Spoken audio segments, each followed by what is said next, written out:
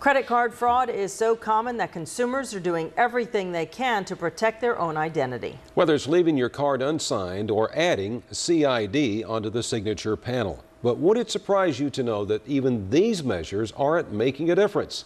Tonight, News 13's Andrew Ruiz investigates in his special report, No ID Required. Everyone has a list of suggestions for managing your credit. Most common are tips to protect yourself from fraud. For the individuals, monitor your credit cards. Make sure you keep an eye on your card, make sure that they're not taking your card away. The Better Business Bureau and all major credit card companies suggest you sign your card immediately. Visa, MasterCard, and American Express say an unsigned card is invalid. But as we learned through an undercover test, a majority of retailers aren't taking the time to look at your card. With my news director's unsigned credit card, I got away with more than $200 in merchandise. 2 coffee makers, 2 dress shirts, and a tie. They aren't trying to protect the members' identity or their credit card or their bank accounts by not checking for the ID. So what are the policies? Visa says if there is no signature on the card, the merchant should ask the cardholder for ID and then to sign the card. If a card is not signed, MasterCard says it's invalid.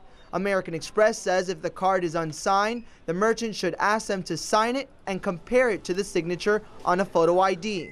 As for signed cards, all major credit cards say comparing the signature of a receipt to the one on the back of the card is just one of the many ways merchants can protect their customers. Walmart and JCPenney declined to comment on the failed practices. On the day of the incident, a manager at Target told us they treat their customers as guests. They don't compare signatures and don't ask for ID, which is against the policies put forth by the credit card companies. If they are accepting a Visa card, they are bound by the operating rules and regulations provided by Visa, regardless of what any company policies have.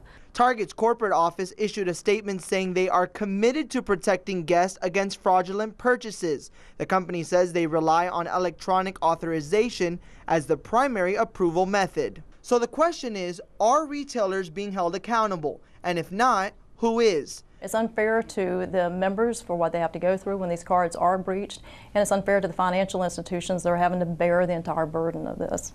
Tyndall Federal Credit Union's Chief Operating Officer Debbie Dial says identity theft was up in 2012 and they suffered the consequences regardless of who's to blame, but they are taking action to protect themselves.